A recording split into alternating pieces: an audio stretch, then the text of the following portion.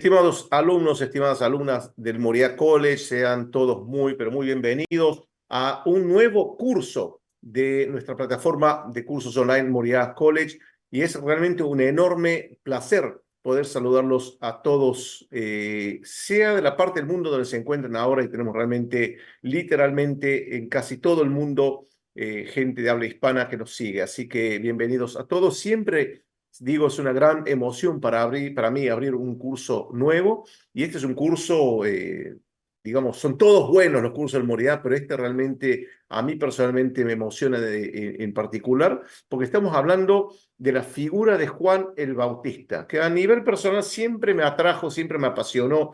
Creo que es de alguna forma una de las fascinantes figuras de la historia del cristianismo primitivo, y que también sirve como puente entre el judaísmo del siglo I y el cristianismo que empieza a crearse o a formarse en ese mismo siglo. Entonces, es sin duda una de las figuras más apasionantes, más intrigantes que estaremos tratando a lo largo de este curso, un curso que va a incluir 3 clases en vivo. Aquellos que todavía no saben los horarios, tenemos siempre actualizado nuestra agenda. Pueden entrar en contacto con nuestro soporte, cualquier inconveniente, pero está todo en horario adaptado al país donde se encuentran. Entonces tendremos 3 clases en vivo. En un ratito lo presentaré al doctor Ariel Álvarez Valdés, y estaremos junto con el doctor Adolfo Reutemann, un conocido ya de la casa, y más tarde, entre las clases en vivo, estaremos con el profesor David Sedaka directamente desde los Estados Unidos.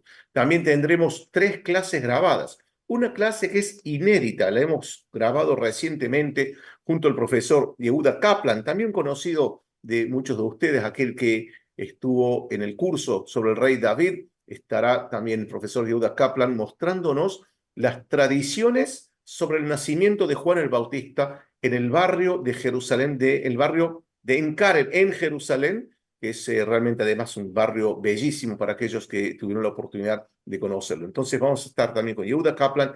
Tendremos también la clase del doctor Eyal Merón en la ribera del río Jordán, en un lugar llamado Qasr al-Yahud. Es decir, son clases grabadas que son in situ, es decir, vamos a los sitios históricos, los sitios arqueológicos, y es realmente apasionante además ver las imágenes, ¿no?, de todo lo que se puede ver en esas clases, casi diría documentales. También estaremos con el clásico, que muchos ya lo han visto, pero en el contexto de Juan el Bautista, estaremos con la visita virtual a Qumran junto con el doctor Adolfo Reutemann, que también en un ratito estará con nosotros en vivo. Quiero ahora sí presentarles al doctor Ariel Álvarez, que realmente hace, diría, nuestro, digamos, nuestro debut, ¿no?, en conjunto, nuestro debut oficial aquí en Moriah College. El profesor doctor Ariel Álvarez Valdés, él es fundador y presidente de la Fundación para el Diálogo entre la Ciencia y la Fe, licenciado en Teología Bíblica por la Facultad Bíblica Franciscana de Jerusalén, doctor en Teología Bíblica por la Universidad Pontificia de Salamanca, miembro de la Asociación Bíblica Italiana, de la Asociación Bíblica Española y de la Asociación Bíblica Argentina, miembro honorario del Instituto de Filosofía del Derecho de la Universidad de Lomas de Zamora, en Argentina.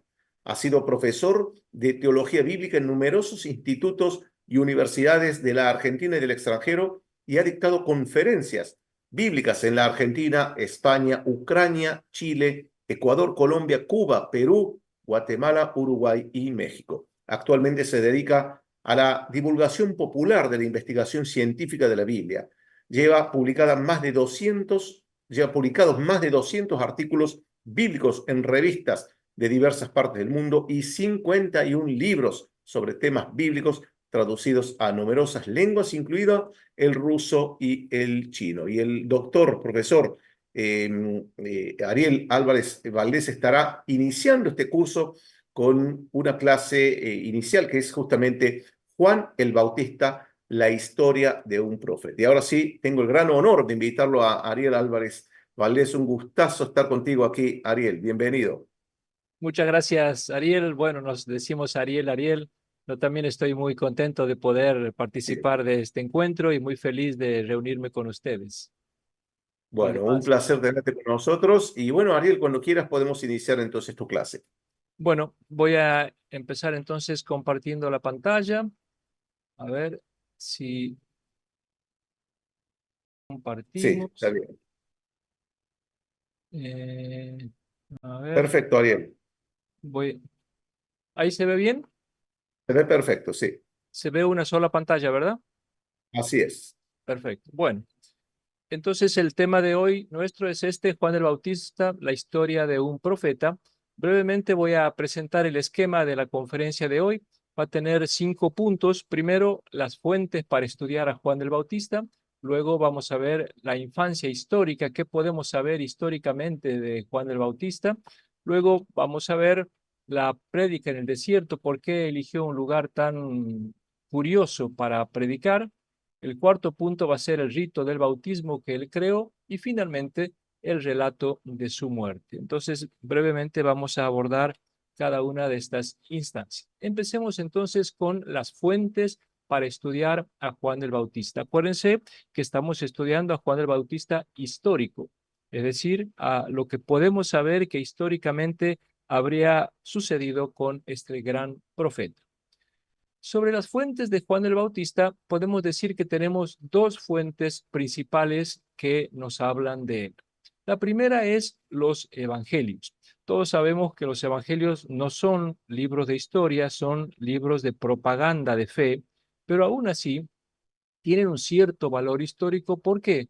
Por lo que se conoce como el testimonio múltiple. O sea, dentro de los evangelios tenemos varias fuentes o varias subfuentes con informaciones diversas que se complementan. Tenemos, por ejemplo, el documento Q.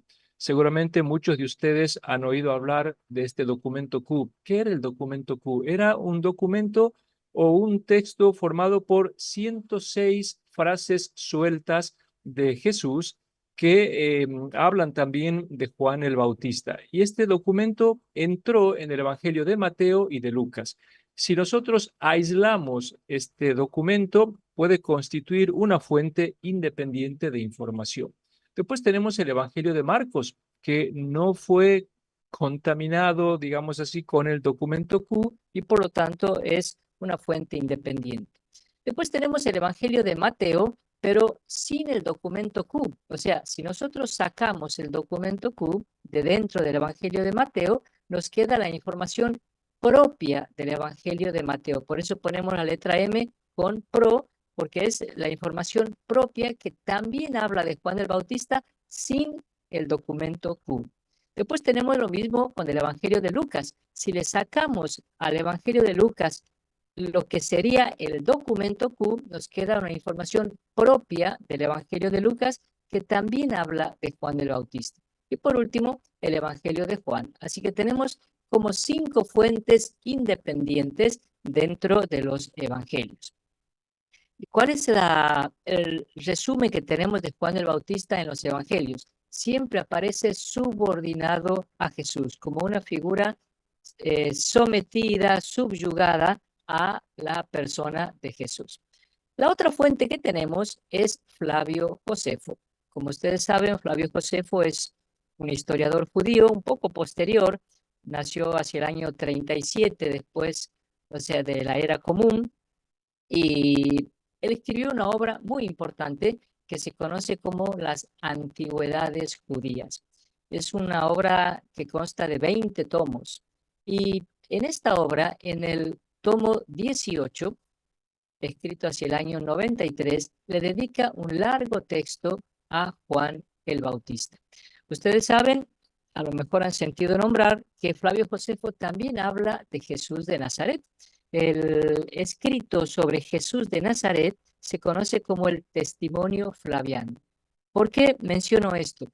Porque Flavio Josefo habla de Jesús de Nazaret, pero a Juan el Bautista le dedica un texto 3 veces más largo que a Jesús. Miren la importancia que para Flavio Josefo tenía Juan el Bautista, que triplica el testimonio sobre él. Para que se den una idea, el texto nuclear de Flavio Josefo sobre Jesús tiene solamente 60 palabras en el texto original griego. En cambio, el texto sobre Juan el Bautista tiene 162 palabras en el original griego. Así que miren el peso que Juan el Bautista tenía en la figura de Flavio Josefo. Además de ser un texto mucho más largo de Juan el Bautista en Flavio Josefo, es un texto mucho más elogioso que el de Jesús. Flavio Josefo escribe de una manera crítica sobre Jesús de Nazaret porque lo considera un Mesías que ha llevado por mal camino al pueblo de Israel, terminó provocando la revuelta romana. En cambio, a Juan el Bautista lo elogia como un hombre virtuoso, un hombre santo, un hombre muy llegado a la gente y con una buena relación con el pueblo. Por último, el texto de Flavio Josefo es diferente de lo que cuentan los evangelios. ¿Por qué? Porque yo les he dicho que los evangelios subordinan a Juan el Bautista a Jesús. Jesús es el importante, en cambio, Juan el Bautista está subordinado. En Flavio Josefo no pasa eso. En Flavio Josefo es un predicador independiente, Juan el Bautista. No tiene ninguna relación con Jesús. Por eso es tan valioso el texto de Flavio Josefo sobre Juan el Bautista. Este texto de Flavio Josefo para estudiar la historicidad de Juan el Bautista no nos aporta mucho porque es muy fragmentario. Cuando queremos profundizar, no nos cuenta nada sobre los orígenes de Juan el Bautista, ni sobre su vida, ni su familia, ni sus expectativas escatológicas. Así que tenemos muy poco, a pesar de que es un texto extenso, muy pocos datos de Juan el Bautista. Y por eso, para reconstruir algo de la infancia, que es el tema siguiente que quiero abordar, no tenemos más remedio que basarnos en los evangelios, aún con los problemas que esto implica. Yo les he dicho que los evangelios no son libros históricos, son libros confesionales, pero aún así, si queremos saber algo de la infancia, sí o sí tenemos que ir a los evangelios. Y entonces vamos a pasar al segundo tema, la infancia histórica de Juan el Bautista. ¿Qué se puede saber sobre cómo habría sido la infancia de Juan? De los 4 evangelios que tenemos, el único que habla de la infancia de Juan el Bautista es Lucas. Ninguno de los otros 3 aporta ningún dato sobre la infancia de Juan. Y uno puede decir, bueno, tenemos nada menos que 7 escenas de la infancia de Juan el Bautista, así que tenemos mucho material en el Evangelio de Lucas para conocer bastante sobre esta infancia de Juan el Bautista. Miren, si nosotros pusiéramos aquí en fila los datos que nos aporta Lucas sobre la infancia de Juan, tenemos, por ejemplo, que sus padres eran ancianos y de origen sacerdotal. Ahí les pongo la cita bíblica a la izquierda para que puedan después buscarla o compararla. Nos dice que su madre era estéril, nos dice que vivían fuera de Jerusalén, era una familia del interior, se nos dice que eran muy queridos por sus parientes y vecinos. Se ve en la fiesta que le organizan cuando nace Juan el Bautista, que fue circuncidado al 8º día como buen judío, que fue consagrado a Dios desde pequeño, que transcurrió su niñez en el desierto. O sea, tenemos muchos datos sobre la infancia. Y a primera vista, si nosotros nos quedamos con estos fríos datos, podemos concluir que nos brindan gran caudal de información. Pero, pocos exegetas hoy le dan valor histórico a estos textos de Lucas. O sea, no son creíbles para reconstruir la infancia de Juan el Bautista. ¿Por qué no son creíbles estos 7 textos sobre Juan el Bautista? Por 2 dificultades que tienen. La primera dificultad es su origen juanino. Aquí quiero explicar una pequeña diferencia. En los estudios bíblicos se suele utilizar el adjetivo joánico y juanino. Joánico es referido al Evangelio de Juan, y a la comunidad del Evangelio de Juan. O sea, el material que encontramos en el Evangelio de Juan o en las cartas de Juan se llama material joánico. En cambio, lo referido a Juan el Bautista se llama Juaninum, simplemente para diferenciar las palabras. Ahora, los biblistas sostienen que los 7 episodios que encontramos nosotros de la infancia de Juan fueron compuestos en las comunidades llamadas juaninas. Y esto le hace perder credibilidad. ¿Qué eran estas comunidades juaninas? Nosotros sabemos que cuando murió Juan el Bautista, sus discípulos comenzaron a venerarlo y a honrar su figura. Juan el Bautista había sido un profeta extraordinario que convocó multitudes en su tiempo, en su época, y a su muerte los seguidores de él pensaron que él era el Mesías y él era la figura central que tenía que agrupar a su comunidad. Y entonces estos seguidores de Juan formaron las comunidades juaninas. ¿Y qué pasó dentro de estas comunidades juaninas? Empezaron a considerarlo a Juan como el Mesías, como el enviado divino, y empezaron a rendirle culto. Nosotros sabemos que Juan el Bautista nunca se consideró ni el Mesías, ni probablemente un Salvador divino, pero las comunidades sí lo idolatraron y lo llegaron a venerar como la figura central. Y con el tiempo, estas comunidades juaninas crecieron y se expandieron por todo el Oriente.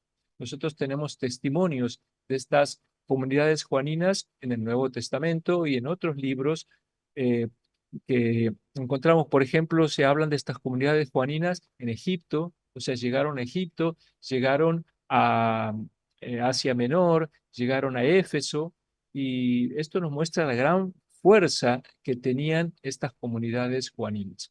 Y dentro de estas comunidades juaninas era tal la veneración que había por Juan el Bautista que empezaron a crear relatos extraordinarios sobre Juan, o sea, leyendas que más responden a la fe que a la verdadera historia. Por ejemplo, en estas comunidades juaninas se empezó a hablar de su anunciación maravillosa, que el ángel Gabriel le anunció a su padre Zacarías que iban a ser un chico que iba a ser extraordinario. Y también se empezó a hablar de su concepción milagrosa. Su madre era estéril y era anciana, no podía tener hijos de ninguna manera, sin embargo queda embarazada de manera milagrosa. Los milagros que se producen en su niñez, su padre queda mudo, después recupera la voz. Bueno, todos estos prodigios surgen en estas comunidades juaninas que son comunidades de fe y por lo tanto no podemos tomarlos como históricos. Estos relatos lo que pretendían era exaltar de manera fantástica, de manera de fe, la figura de Juan. Y entonces, estos relatos que nacieron en las comunidades juaninas, Lucas los encontró y decidió meterlos en su evangelio, a pesar de que para nosotros son relatos legendarios, no son relatos históricos. Y Lucas los introdujo con otra intención, como vamos a ver a continuación. Por eso es imposible hoy tomar estos relatos, estas 7 escenas como históricas en nuestro estudio o en cualquier estudio que se haga sobre Juan el Bautista. Entonces, la primera dificultad son relatos fantasiosos, legendarios, desde la fe, nacidos en la comunidad juanina. La segunda dificultad para aceptar estos relatos de Juan el Bautista es el paralelismo que tienen con la infancia de Jesús. Seguramente ustedes han leído muchas veces la infancia de Jesús en el Evangelio de Lucas y habrán podido comprobar que las 7 escenas de la infancia de Juan el Bautista en el Evangelio de Lucas han sido adaptadas para formar un paralelo con la infancia de Jesús. Y este es el segundo punto que le hacen perder credibilidad a los relatos de Juan el Bautista. Miren, aquí les voy a poner en columna las escenas de Juan el Bautista y las escenas de Jesús para que vean cómo son escenas adaptadas una a la otra. Por ejemplo, sobre Juan el Bautista primero se cuenta la anunciación para mostrar después la anunciación de Jesús. Después viene la concepción de Juan el Bautista para mostrar la concepción de Jesús. Después viene la visitación de María a la madre de Juan el Bautista, a Isabel. Luego viene el nacimiento de Juan el Bautista y a continuación el nacimiento de Jesús. Luego viene la circuncisión de Juan y la circuncisión de Jesús. Un canto de alabanza a Juan y un canto de alabanza a Jesús. La vida oculta de Juan, la vida oculta de Jesús. O sea, ven cómo por ahora no nos interesa la columna de la derecha, los relatos de Jesús, nos interesa los de la izquierda. Y como ustedes ven, las 7 escenas de Juan el Bautista están en función de 7 escenas de la vida de Jesús, pero con una pequeña trampa que hace Lucas. ¿Cuál es la trampa que hace Lucas? Cuenta estas 7 escenas de Juan para rebajarlo a Juan en comparación con Jesús. O sea, quiere mostrar que son vidas paralelas, pero la de Juan un poco inferior a la de Jesús. Por ejemplo, la anunciación a Juan la hace el ángel Gabriel, pero cuando Zacarías va al encuentro del ángel, en cambio la anunciación de Jesús, el ángel va al encuentro de María. O sea, María es superior al papá de Juan. En la concepción, la de Juan el Bautista es una concepción natural, la de Jesús es sobrenatural. En la visitación, María va a visitarla para que la madre de Juan la alabe. En el nacimiento de Juan es un nacimiento ordinario con unos cuantos vecinos. En el de Jesús vienen pastores. O sea, toda la infancia de Juan el Bautista en estas 7 escenas está subordinada a la de Jesús. Y por eso es que hoy los exegetas, los estudiosos, no toman en serio estas 7 escenas, porque no están aquí por un interés histórico, sino para mostrar las semejanzas y sobre todo las diferencias con Jesús. Y este rebajamiento de Juan el Bautista aparece a lo largo de todo el Nuevo Testamento. Entonces miren cómo estas 7 escenas aparentemente nos están contando muchas cosas de Juan el Bautista y sin embargo hoy los historiadores no las pueden tomar literalmente.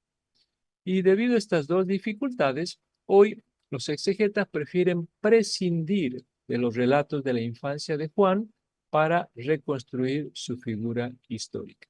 Y entonces, ¿qué concluimos? Que no hay forma de saber nada de la infancia de Juan el Bautista.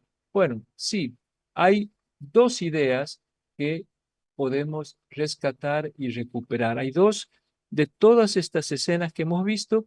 Hay 2 escenas que los exegetas sí piensan que pueden ser históricas. ¿Cuáles serían esas? Primero, que Juan era hijo de una familia sacerdotal que oficiaba en el templo de Jerusalén. O sea, su papá era Zacarías y era un sacerdote del templo de Jerusalén.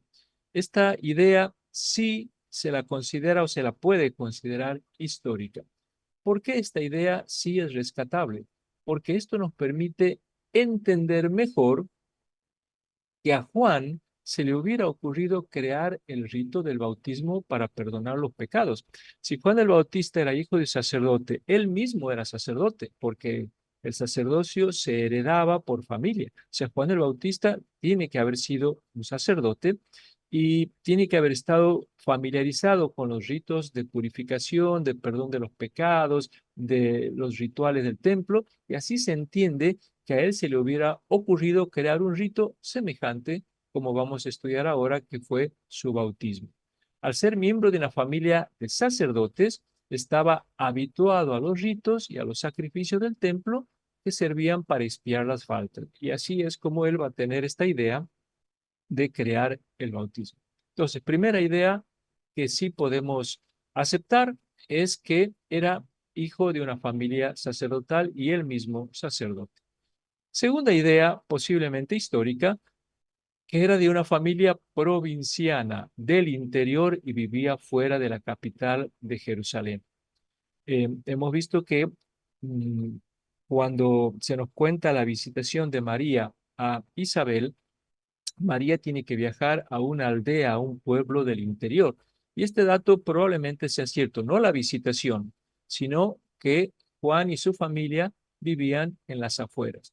Porque es comprensible y es explicable que como sacerdote rural, Juan quizás se sintió desilusionado del aparato del templo dominado por una aristocracia sacerdotal opresora. Hoy sabemos que muchos judíos estaban distanciados con el templo y con los sacerdotes del templo. Vemos, por ejemplo, que los esenios de Qumran eran también sacerdotes que se habían apartado del templo por la desilusión que ofrecía el espectáculo del templo de Jerusalén. Y Juan el Bautista, probablemente siendo de familias, como digo, provincianas, puede entenderse esta desilusión. No sabemos en cuál aldea vivía él, en cuál pueblito, pero hay una tradición que ha fijado en una localidad llamada Ain Karem, que está a unos 7 kilómetros al suroeste de Jerusalén, que después en este curso se va a estudiar también y va a profundizar las tradiciones que hay en Ain Karem. Entonces, conclusión de este segundo punto. Al final de nuestro análisis sobre los datos de la infancia de Juan el Bautista, podemos reconstruir lo siguiente. Era hijo de un sacerdote del templo de Jerusalén. Debió de haber tenido una adolescencia normal, como la de cualquier joven judío. Esto de que desde chico se crió en el desierto y vivía en el desierto, eso no es histórico, eso es como una anticipación a lo que después va a ser Juan el Bautista, así que ese dato no lo podemos tomar como histórico. Tiene que haber sido un joven normal, un chico normal de su tiempo. A los 17 años habría tenido la obligación de casarse y de tener hijos para asegurar la continuidad del sacerdocio. Eh, Todo joven a eso de los 17 años normalmente se comprometía y se casaba. Y a los 30 años tiene que haber empezado a desempeñar el sacerdocio en el templo, porque, como hemos dicho, era por herencia familiar. Pensamos que por razones desconocidas, Juan el Bautista renunció a estos dos compromisos, o sea, renunció a sus deberes matrimoniales, al menos lo vemos que de adulto no tiene familia, ha dejado todo y vive en el desierto, así que probablemente no se haya casado, como había varias figuras que no se casaban en aquel tiempo, y también rechazó el servicio del templo. Estos son los datos que históricamente podemos recuperar. En cierto momento decidió marcharse al desierto para anunciar la llegada del reino de Dios. Esto después va a ser una idea que va a tomar Jesús de Nazaret de su maestro, que va a ser Juan el Bautista. En los evangelios no tenemos ningún relato de su vocación profética. Normalmente los profetas tenían una experiencia especial, tenían un llamado especial que es la vocación profética. Seguramente Juan en algún momento tuvo que haber tenido esa experiencia, pero nosotros no tenemos ninguna constancia en los evangelios de esto. Sabemos simplemente que se fue al desierto y empezó a ofrecer un bautismo en reemplazo de los ritos del templo. Esto debe haber preocupado a las autoridades del templo porque de alguna manera Juan rivalizaba con los ritos del templo de Jerusalén.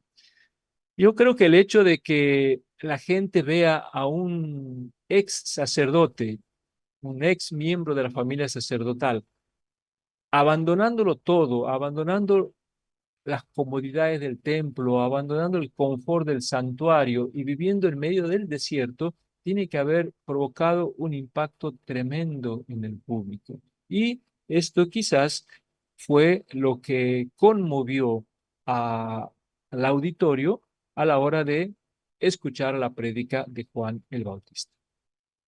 Vamos a pasar al tercer punto, la prédica de Juan en el desierto. Cuando Juan el Bautista salió a predicar, eligió un curioso lugar para predicar, que es el desierto.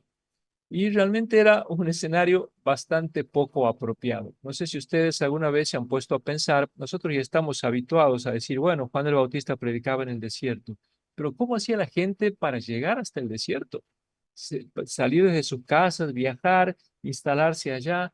¿Cómo podían ubicarse más o menos cómodamente para escucharlo en medio de las piedras, la arena, el sol, las alimañas, los bichos que había en el desierto, ¿cómo hacía la gente? ¿Dónde encontrarían sanitarios? Porque tendrían que pasar horas y a lo mejor días ahí en medio del desierto. ¿Dónde podían hacer un alto para tomar un poco de agua que era necesario si llevaban mucho tiempo ahí? Bueno, probablemente a Juan el Bautista no le importaban estas cosas y a la gente tampoco, porque vemos que mucha gente iba a escucharlo en el desierto. El Evangelio de Marcos nos aporta este dato. Acudía a él gente de toda la región de Judea y todos los de Jerusalén. Bueno, aquí exagera Marcos, aquí nos da a entender que Jerusalén se vaciaba, no quedaba nadie en Jerusalén para ir a escucharlo a Juan. Es una exageración. Pero sí es cierto que ejerció un enorme atractivo en medio de la gente. En esto fue mucho más radical que Jesús de Nazaret. Jesús de Nazaret fue más práctico porque Jesús iba a donde había gente. O sea, Jesús no iba al desierto, iba donde estaba la gente. Nosotros sabemos, por ejemplo, que Jesús predicaba en las plazas, predicaba en las calles, en el templo, en la sinagoga, predicaba en las casas de familia. O sea, Jesús iba donde sabía que iba a encontrar a la gente. Juan el Bautista no. Juan el Bautista iba al desierto y la gente tenía que ir a encontrarse a él. O sea, esto nos muestra el gran fervor, el impacto que Juan el Bautista despertó en la gente, mucho más que la figura de Jesús de Nazaret. Y entonces esto nos despierta un interrogante y una pregunta muy importante. ¿Por qué Juan el Bautista prefirió arrastrar a la gente al desierto y hablarles en el desierto? O sea, ¿por qué eligió un escenario tan curioso? Si nosotros averiguamos dónde exactamente predicaba Juan, vamos a encontrar la respuesta. No es que iba al desierto en general, iba a un punto muy específico. Y entonces vamos a estudiar ahora el lugar del ministerio de Juan.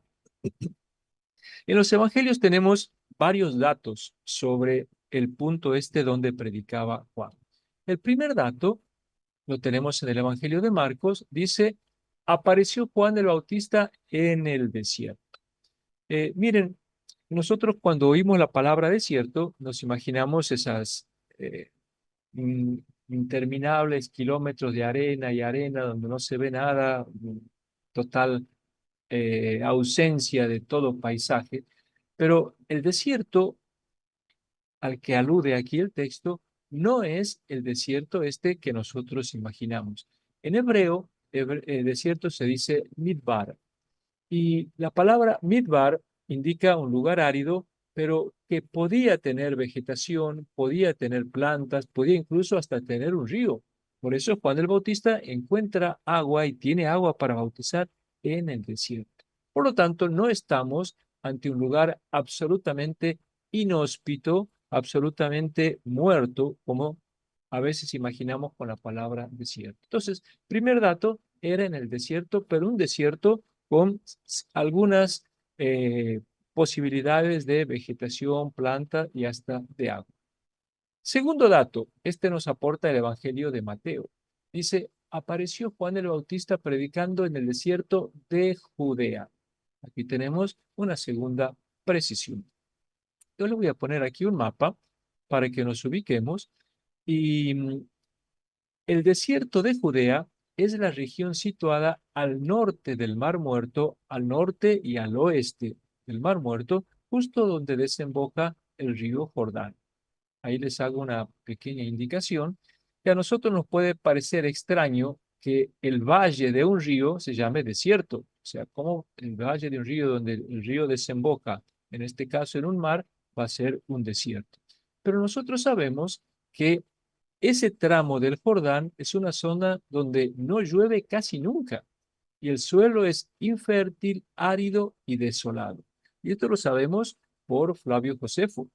Flavio Josefo, por ejemplo, en su Guerra de los Judíos, ustedes saben que Flavio Josefo escribió dos obras importantes, la Guerra de los Judíos y las Antigüedades Judías. En la Guerra de los Judíos, él dice que el río Jordán serpentea a lo largo de un buen trecho de desierto.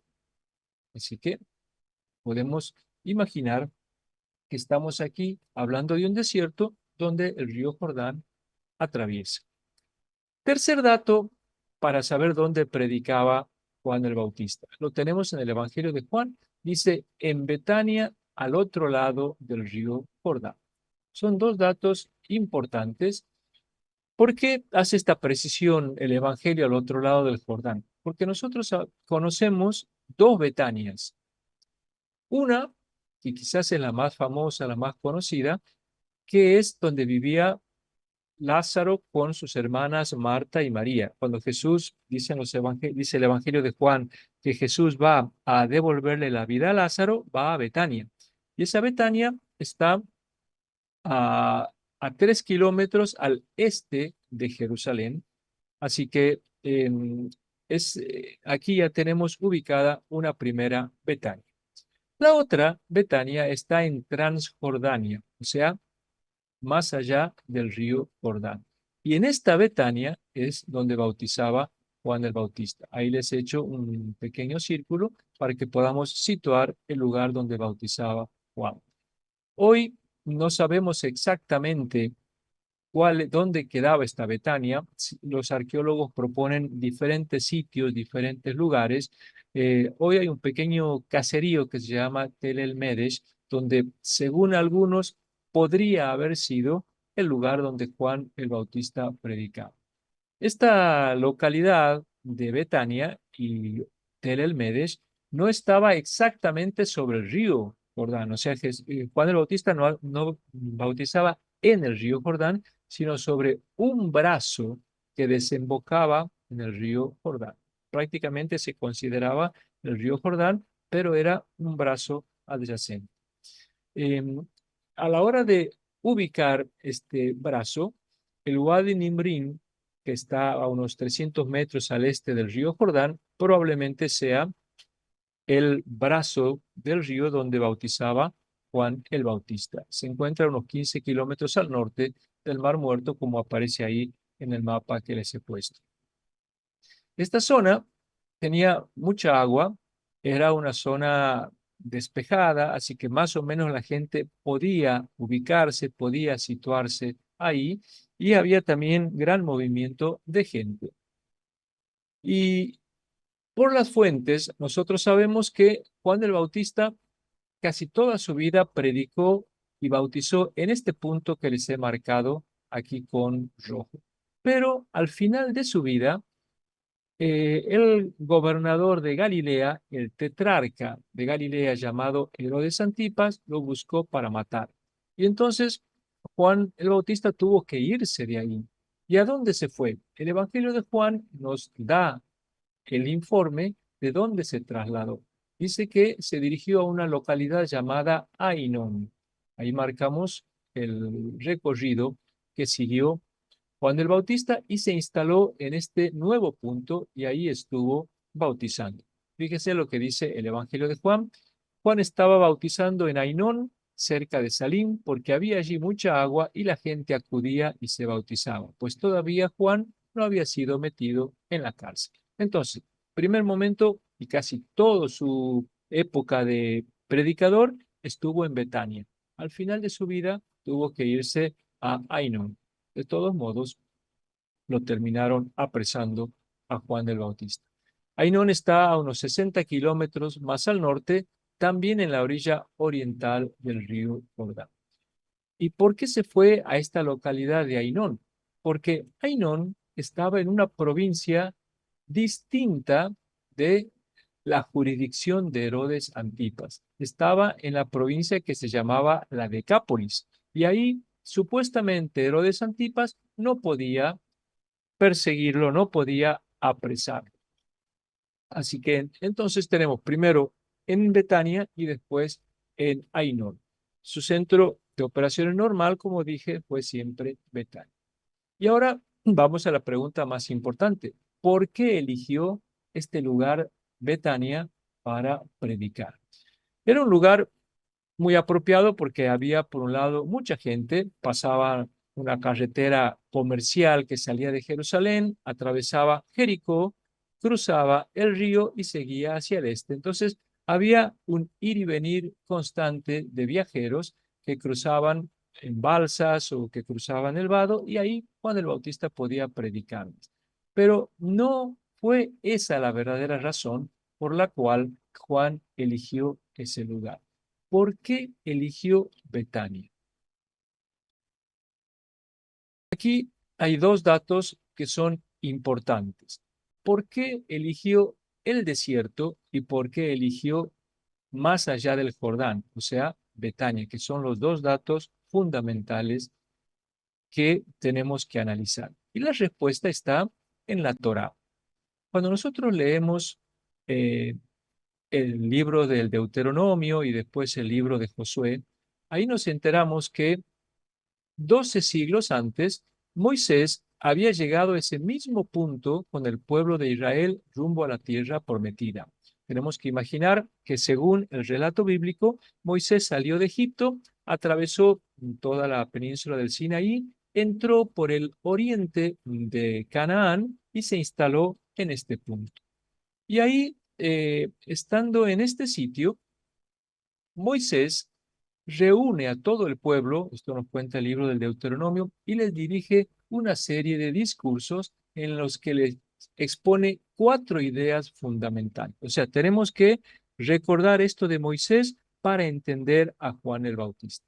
Moisés reúne al pueblo de Israel en este punto, más allá del Jordán, y primero les recordó los pecados de su vida pasada, cómo habían desobedecido a Dios y por eso habían andado perdidos en el desierto. Ahí lo tenemos en el Deuteronomio, los 3 primeros capítulos. Moisés les dice eso. El segundo punto que les dice Moisés es que ahora tenían la posibilidad de cambiar de vida. Habían sido esclavos, habían estado en Egipto, habían estado perdidos en el desierto, pero ahora Dios les ofrecía una nueva posibilidad: cumplir los mandamientos divinos y empezar de nuevo.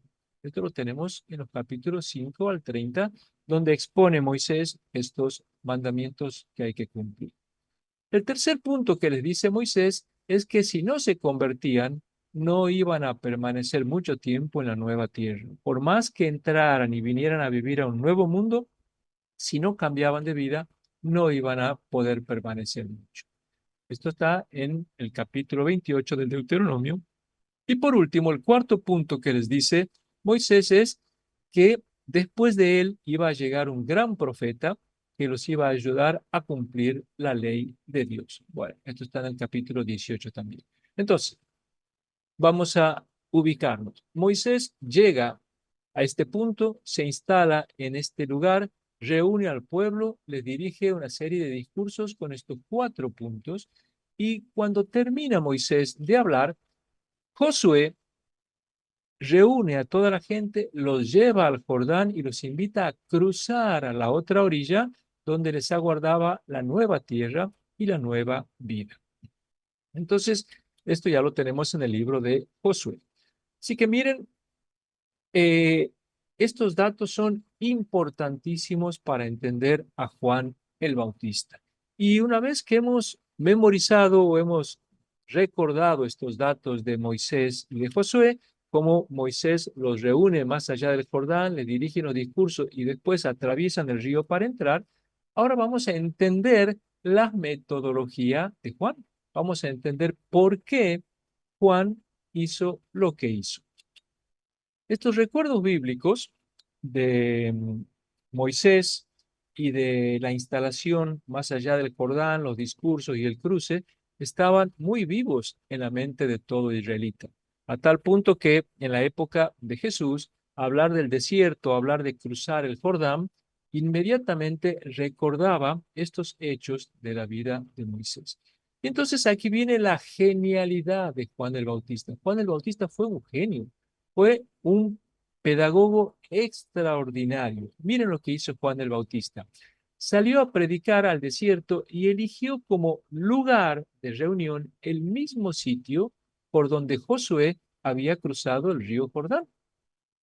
Y entonces, ¿qué hacía Juan el Bautista? Sacaba a la gente de sus casas, la sacaba de sus aldeas, de sus poblados, los llevaba al otro lado del río Jordán, los instalaba en el punto donde Moisés había reunido al pueblo, y al llevarlos a la gente a la antigua geografía, los colocaba simbólicamente de nuevo en la primitiva situación histórica. O sea, es como que les hacía retroceder el tiempo, les decía, miren, vamos a volver al pasado. Y con solamente con este gesto, o sea, sacándolos de sus casas y llevándolos al punto donde una vez había empezado toda la historia de Israel, ya con eso Juan el Bautista tenía medio sermón predicado. O sea, ya esto era una prédica, llevarlos más allá del Jordán, ubicarlos en el sitio donde había empezado la historia del pueblo. Y estando ahí, les decía que en tiempos de Josué, sus antepasados habían cruzado ese mismo río y por ese mismo lugar. O sea, es como que les hiciera recordar la historia. Les contaba cómo habían entrado con mucha ilusión buscando una nueva vida por ese mismo sitio donde ellos estaban ahora.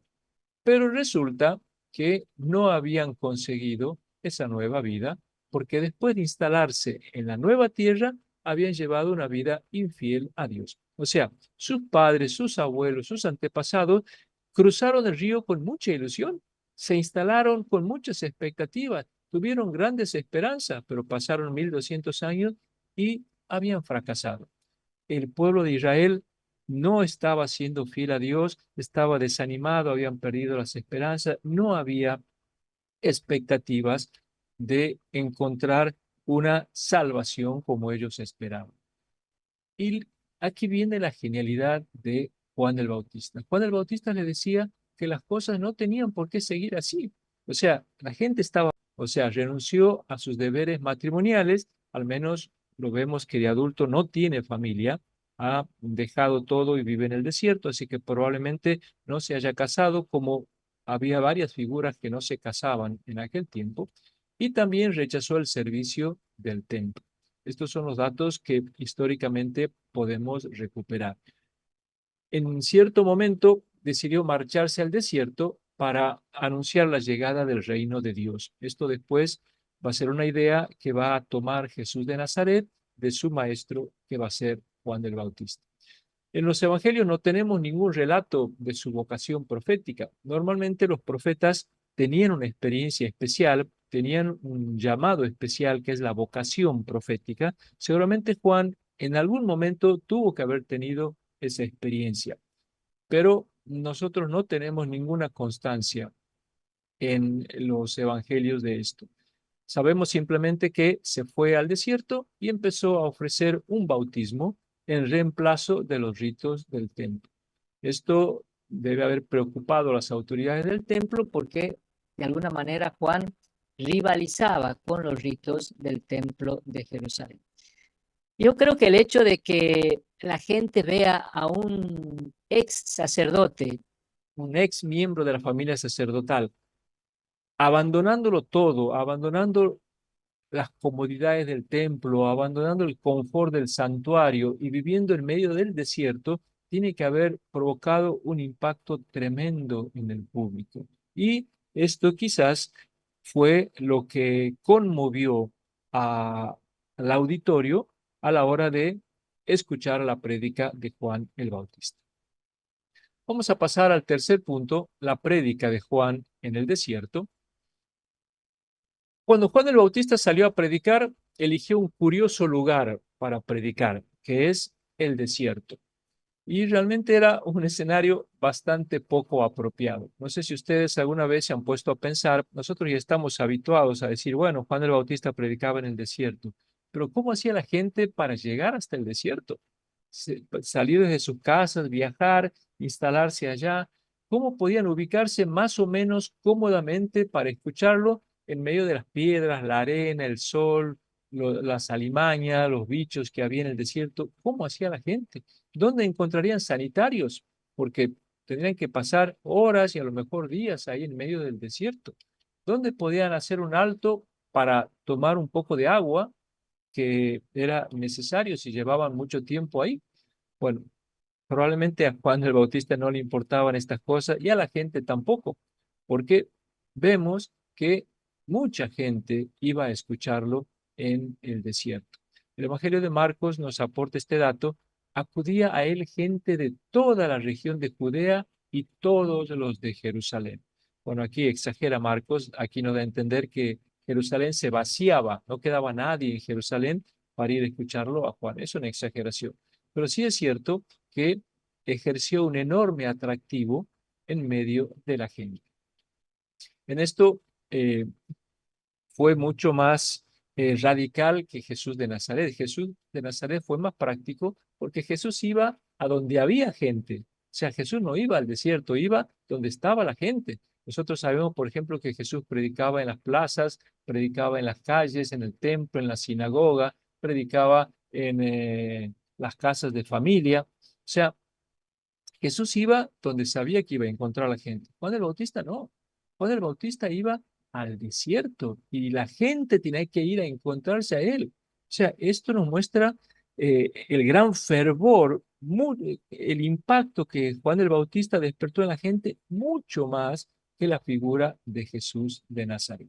Y entonces esto nos despierta un interrogante y una pregunta muy importante. ¿Por qué Juan el Bautista prefirió arrastrar a la gente al desierto y hablarles en el desierto? O sea, ¿por qué eligió un escenario tan curioso? Si nosotros averiguamos dónde exactamente predicaba Juan, vamos a encontrar la respuesta. No es que iba al desierto en general, iba a un punto muy específico.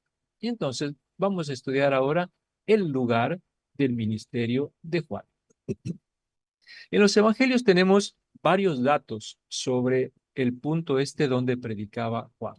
El primer dato lo tenemos en el evangelio de Marcos, dice, apareció Juan el Bautista en el desierto. Miren, nosotros cuando oímos la palabra desierto, nos imaginamos esas interminables kilómetros de arena y arena donde no se ve nada, total ausencia de todo paisaje. Pero el desierto al que alude aquí el texto no es el desierto este que nosotros imaginamos. En hebreo, desierto se dice midbar. Y la palabra midbar indica un lugar árido, pero que podía tener vegetación, podía tener plantas, podía incluso hasta tener un río. Por eso Juan el Bautista encuentra agua y tiene agua para bautizar en el desierto. Por lo tanto, no estamos ante un lugar absolutamente inhóspito, absolutamente muerto, como a veces imaginamos con la palabra desierto. Entonces, primer dato, era en el desierto, pero un desierto con algunas posibilidades de vegetación, planta y hasta de agua. Segundo dato, este nos aporta el Evangelio de Mateo. Dice, apareció Juan el Bautista predicando en el desierto de Judea. Aquí tenemos una segunda precisión. Yo le voy a poner aquí un mapa para que nos ubiquemos. Y el desierto de Judea es la región situada al norte del Mar Muerto, al norte y al oeste del Mar Muerto, justo donde desemboca el río Jordán. Ahí les hago una pequeña indicación, que a nosotros nos puede parecer extraño que el valle de un río se llame desierto. O sea, como el valle de un río donde el río desemboca, en este caso en un mar, va a ser un desierto. Pero nosotros sabemos que ese tramo del Jordán es una zona donde no llueve casi nunca y el suelo es infértil, árido y desolado. Y esto lo sabemos por Flavio Josefo. Flavio Josefo, por ejemplo, en su Guerra de los Judíos, ustedes saben que Flavio Josefo escribió dos obras importantes, la Guerra de los Judíos y las Antigüedades Judías. En la Guerra de los Judíos, él dice que el río Jordán serpentea a lo largo de un buen trecho de desierto. Así que podemos imaginar que estamos aquí hablando de un desierto donde el río Jordán atraviesa. Tercer dato para saber dónde predicaba Juan el Bautista. Lo tenemos en el Evangelio de Juan. Dice, en Betania, al otro lado del río Jordán. Son dos datos importantes. ¿Por qué hace esta precisión el Evangelio al otro lado del Jordán? Porque nosotros conocemos dos Betanias. Una, que quizás es la más famosa, la más conocida, que es donde vivía Lázaro con sus hermanas Marta y María. Cuando Jesús, dice el Evangelio de Juan, que Jesús va a devolverle la vida a Lázaro, va a Betania. Y esa Betania está a, a 3 kilómetros al este de Jerusalén. Así que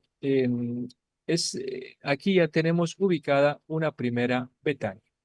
La otra Betania está en Transjordania, o sea, más allá del río Jordán. Y en esta Betania es donde bautizaba Juan el Bautista. Ahí les he hecho un pequeño círculo para que podamos situar el lugar donde bautizaba Juan. Hoy no sabemos exactamente dónde quedaba esta Betania. Los arqueólogos proponen diferentes sitios, diferentes lugares. Hoy hay un pequeño caserío que se llama Tel El Medesh, donde según algunos podría haber sido el lugar donde Juan el Bautista predicaba. Esta localidad de Betania y Tel El Medesh no estaba exactamente sobre el río Jordán. O sea, Juan el Bautista no bautizaba en el río Jordán, sino sobre un brazo que desembocaba en el río Jordán. Prácticamente se consideraba el río Jordán, pero era un brazo adyacente.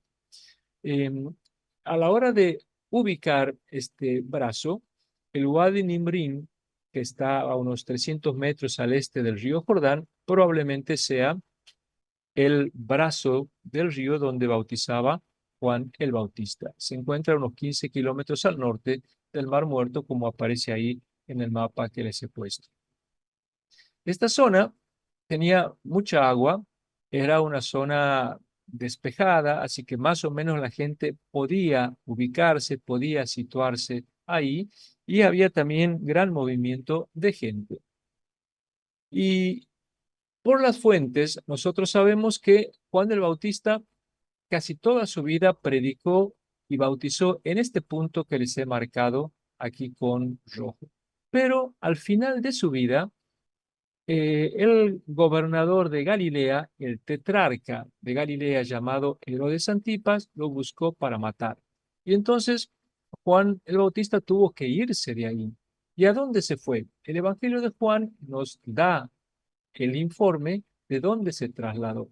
Dice que se dirigió a una localidad llamada Ainón. Ahí marcamos el recorrido que siguió Juan el Bautista y se instaló en este nuevo punto y ahí estuvo bautizando. Fíjese lo que dice el Evangelio de Juan. Juan estaba bautizando en Ainón, cerca de Salim, porque había allí mucha agua y la gente acudía y se bautizaba, pues todavía Juan no había sido metido en la cárcel. Entonces, primer momento y casi toda su época de predicador estuvo en Betania. Al final de su vida tuvo que irse a Ainón. De todos modos, lo terminaron apresando a Juan el Bautista.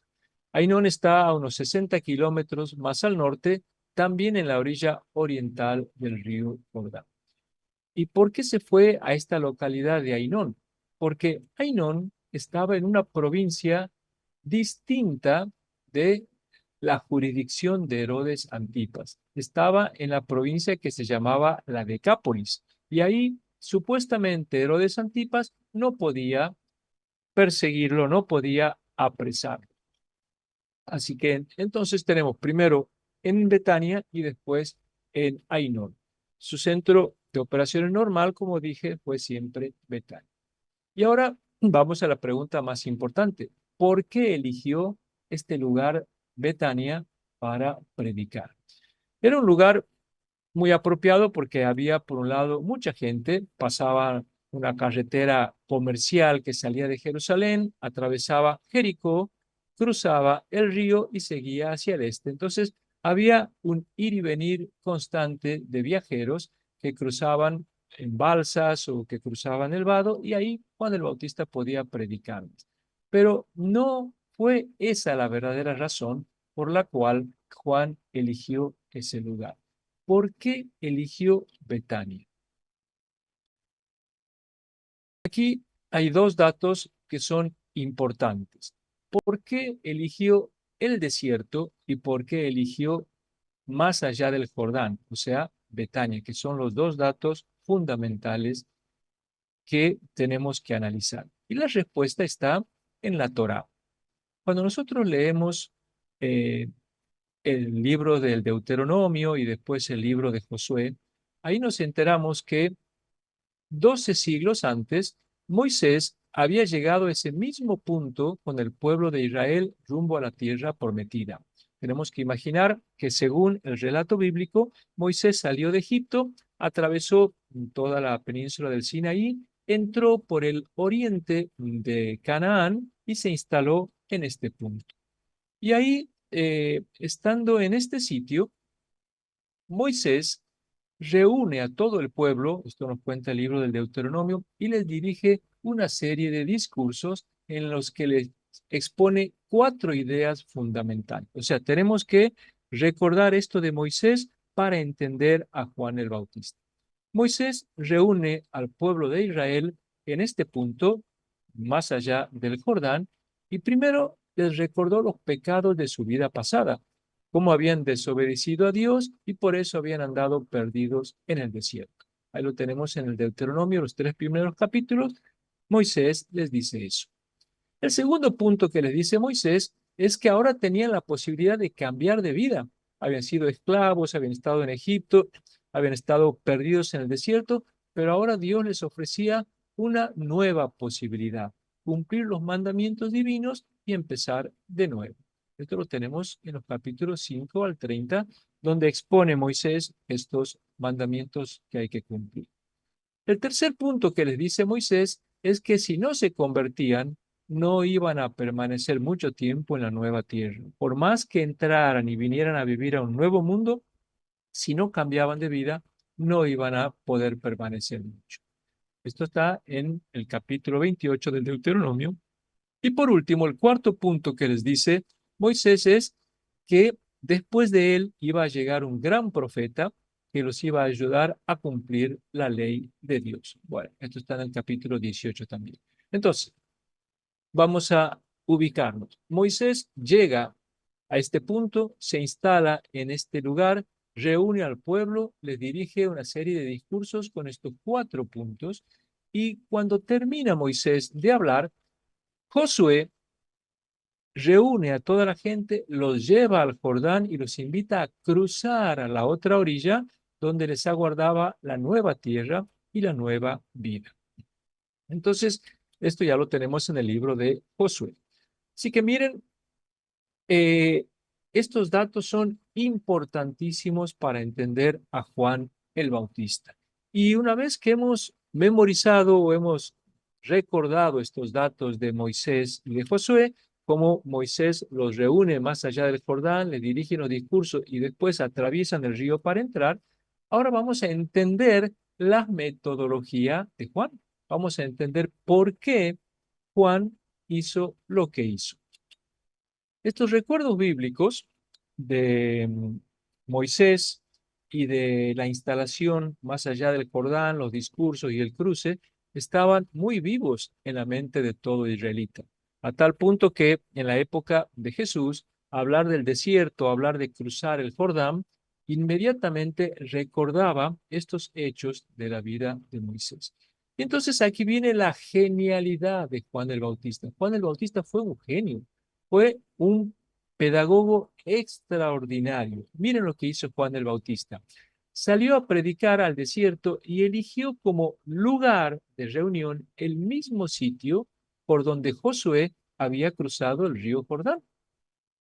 Y entonces, ¿qué hacía Juan el Bautista? Sacaba a la gente de sus casas, la sacaba de sus aldeas, de sus poblados, los llevaba al otro lado del río Jordán, los instalaba en el punto donde Moisés había reunido al pueblo y al llevarlos a la gente a la antigua geografía, los colocaba simbólicamente de nuevo en la primitiva situación histórica. O sea, es como que les hacía retroceder el tiempo, les decía, miren, vamos a volver al pasado. Y con solamente con este gesto, o sea, sacándolos de sus casas y llevándolos al punto donde una vez había empezado toda la historia de Israel, ya con eso Juan el Bautista tenía medio sermón predicado. O sea, ya esto era una prédica. Llevarlos más allá del Jordán, ubicarlos en el sitio donde había empezado la historia del pueblo. Y estando ahí, les decía que en tiempos de Josué, sus antepasados habían cruzado ese mismo río y por ese mismo lugar. O sea, es como que les hiciera recordar la historia. Les contaba cómo habían entrado con mucha ilusión buscando una nueva vida por ese mismo sitio donde ellos estaban ahora. Pero resulta que no habían conseguido esa nueva vida porque después de instalarse en la nueva tierra, habían llevado una vida infiel a Dios. O sea, sus padres, sus abuelos, sus antepasados cruzaron el río con mucha ilusión, se instalaron con muchas expectativas, tuvieron grandes esperanzas, pero pasaron 1200 años y habían fracasado.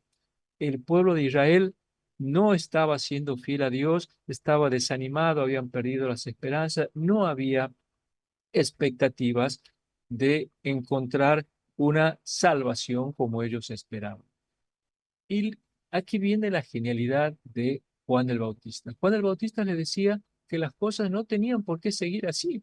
O sea, la gente estaba mal, estaba desanimada, sabemos que la religiosidad un poco se había desinflado, se había venido abajo, pero ahora era el turno de ellos y Dios les ofrecía una nueva oportunidad. O sea, imagínense que a nosotros alguien nos diga, podemos retroceder el tiempo y volver a empezar.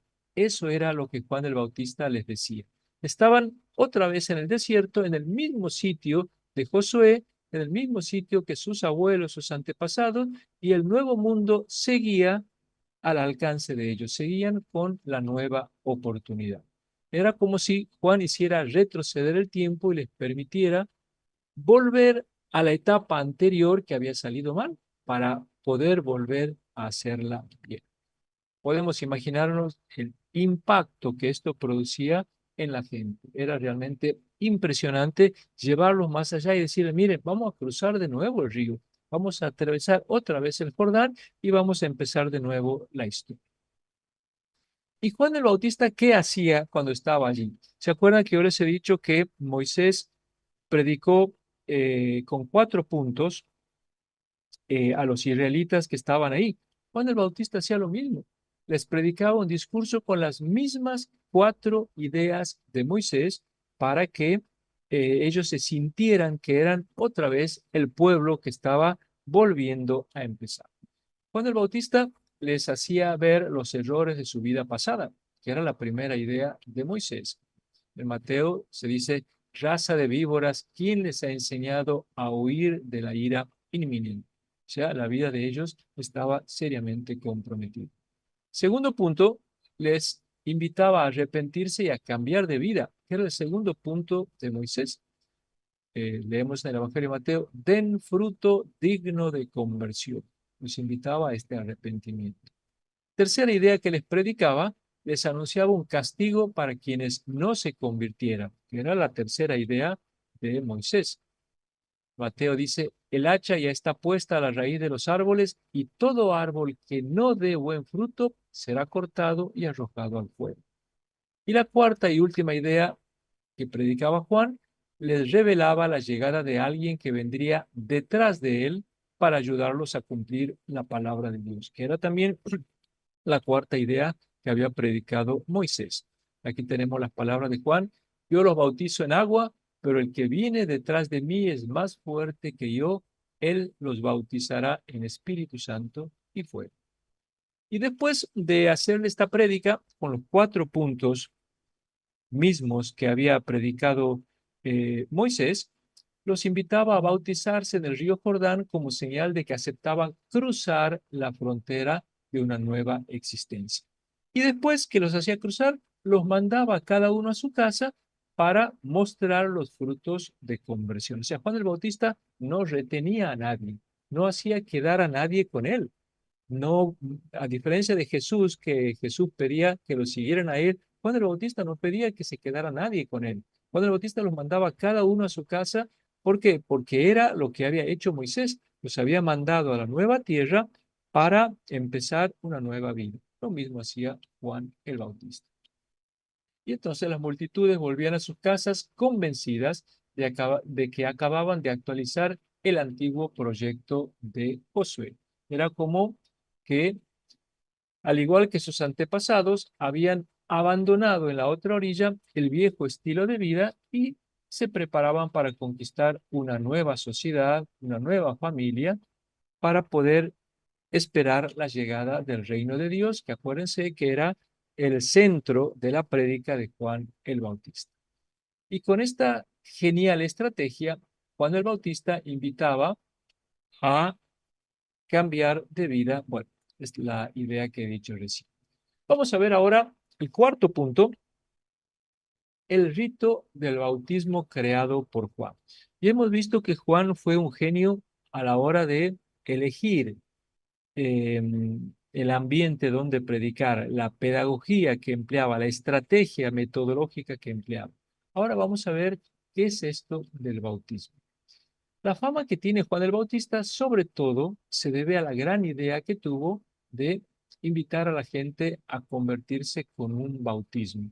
Juan el Bautista sumergía a las personas en las aguas del río y después las hacía salir del otro lado. Y esto era algo nunca visto antes. Nunca nadie antes había bautizado a otra persona. O sea, el agua sí se usó siempre en todas las religiones, pero nunca se había dado el caso de que alguien bautizara a otra persona. Había gente que se bautizaba a sí misma, o sea, que se sumergía a sí misma en el agua, pero que uno sumerja a otro, esa fue una gran idea de Juan el Bautista. Y fue tan original que este rito pasó a llamarse bautismo, de un verbo griego bapto que significa sumergir. Y por eso a Juan se le dio un sobrenombre que hoy tiene fama mundial, que lo podemos traducir de dos maneras. Algunos evangelios lo llaman el Bautista, porque utilizan la palabra griega baptistes. Otros evangelios, como Marcos, lo llaman el bautizante, porque usan otro término griego. Usan el término griego baptison, que no significa el bautista, sino el bautizante. Son las dos formas como se lo empezó a apodar a Juan y ese nombre ya le quedó mundialmente conocido. Y ahora vamos a preguntarnos por qué Juan creó este curioso ritual.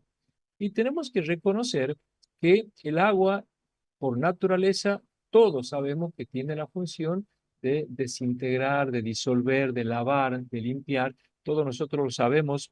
Cuando se nos ensucian las manos, vamos a lavarnos, se nos ensucia el cuerpo, lo lavamos. El agua tiene esta función. Y por eso casi todas las religiones han empleado siempre el agua como purificación y liberación.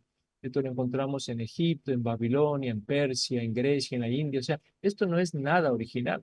Usar el agua con un sentido religioso de purificación no es original. Lo original es lo que va a hacer Juan de él sumergir a otra persona. Ahora, ¿por qué evolucionó esta idea en Juan el Bautista? En Israel, desde antiguo ya se practicaban abluciones y purificaciones. Cuando nosotros leemos la Torá, vemos que Moisés había ordenado lavarse distintas partes del cuerpo. Por ejemplo, ordena lavarse las manos, ordena lavarse los pies, ordena lavarse el cuerpo, como normas de limpieza o de purificación. Y cuanto más impuro se sentía un israelita, o más culpable o más necesidad tuviera de una purificación, multiplicaban estas abluciones buscando librarse de ese mal. Nosotros tenemos un texto del siglo VI que tiene que ver cuando el pueblo de Israel fue llevado al exilio en Babilonia. Quizás fue la época de mayor postración en la antigüedad del pueblo de Israel, porque el pueblo de Israel había perdido su tierra, su rey, su libertad, su independencia, su templo, todo lo habían perdido en el año 587, cuando Nabucodonosor los lleva al exilio. Y entonces, estando allá en el exilio, abrumados por la situación en la que vivían, el profeta Ezequiel siente que Dios le hace esta promesa. Le dice: los traeré de nuevo a su patria, los rociaré con agua limpia y quedarán purificados de todas sus inmundicias. les daré un corazón nuevo y un espíritu nuevo. Entonces el pueblo de Israel añoraba esta promesa. O sea, ellos volvieron después, pero añoraban esta purificación, esta limpieza. Dios les había prometido rociarlos con agua, lavarlos, purificarlos del todo, y esa promesa todavía no se había cumplido. Y en el siglo segundo, antes de la era común, el judaísmo atravesaba una crisis religiosa y espiritual muy grande. Estaban siendo maltratados por los vecinos, por el reino de Siria. eh, los judíos se sentían lejos de Dios, sin entusiasmo religioso, con las esperanzas que estaban caídas. Estaban además desilusionados con la corrupción de los sacerdotes de Jerusalén. Y esto fue haciendo que cada vez confiaran menos en las ceremonias del templo, donde tenían que buscar esa limpieza interior. Y por eso, como una manera de ir de a poco cumpliendo las profecías de Ezequiel, empezaron a multiplicar los lavados personales y las abluciones voluntarias. O sea, empezaron a no ir tanto al templo, sino ellos en sus casas o en ciertas piscinas o piletas a buscar sus propias purificaciones y dejaban la purificación en el templo para las grandes fiestas. Esto lo sabemos gracias a los arqueólogos, porque a partir del siglo segundo, antes de la era común, se empezaron a construir pequeños estanques o piscinas que en hebreo se llaman mikveh, que significa colectores de agua. Se han encontrado varias a partir del siglo segundo, de antes de la era cristiana. Desde la época macabea se han encontrado unas 700 mikvot en la tierra de Israel.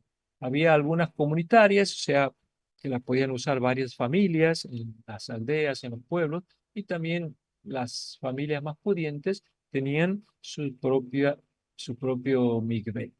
En la época de Jesús, los judíos no solamente se sumergían ellos, sino que introducían objetos que querían purificar.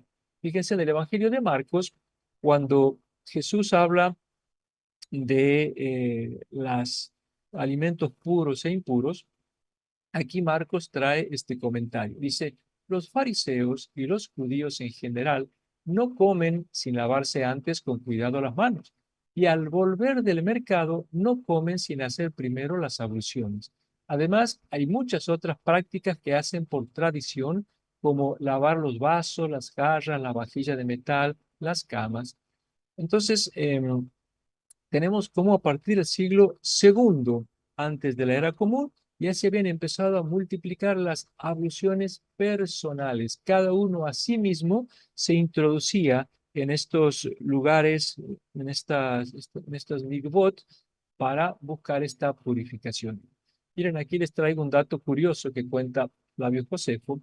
Flavio Josefo en la Guerra de los Judíos dice, los neófitos, o sea, los nuevos que están empezando con su práctica judía, están tan por debajo de los viejos que si por casualidad los tocan, tienen que lavarse como si hubieran tenido contacto con un extranjero.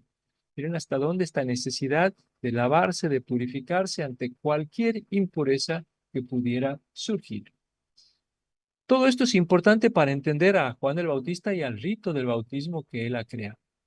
Cuando llegamos al siglo primero, antes de la era común, los hábitos de pureza ritual habían invadido por completo la vida de los judíos y empezaron a surgir muchísimos movimientos bautistas. Miren, aquí les pongo algunos de estos movimientos que fomentaban la inmersión, que cada uno se sumergiera en agua.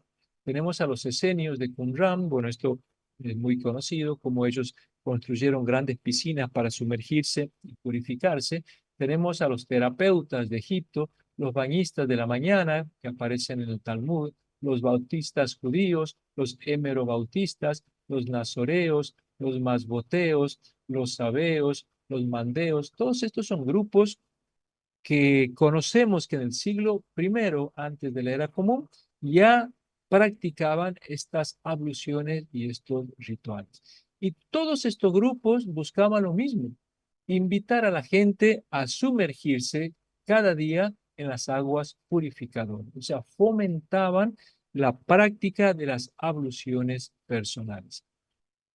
Flavio Josefo también nos cuenta que él, en esta búsqueda espiritual que tuvo al comienzo de su vida, al principio siguió a un maestro espiritual que se llamaba Vano, que vivía en el desierto y que se bañaba todos los días con agua fría, día y noche.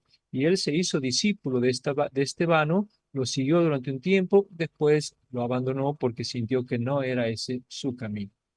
Entonces, miren, en medio de esta fiebre del agua que había en esta época, aparece Juan el Bautista ofreciendo su bautismo. O sea, había muchísimos grupos que fomentaban esto, pero la propuesta de Juan era absolutamente original.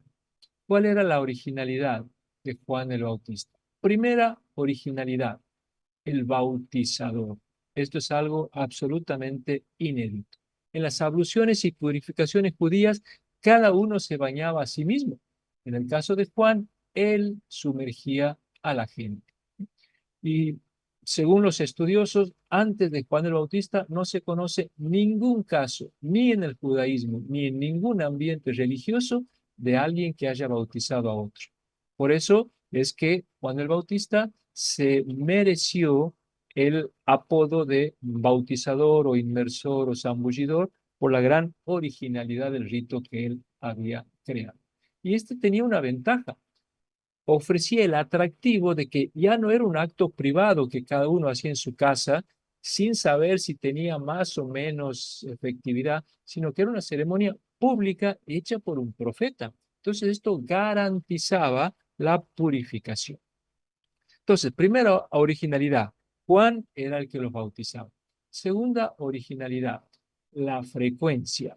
Los baños rituales judíos se realizaban muchas veces e incluso varias veces al día.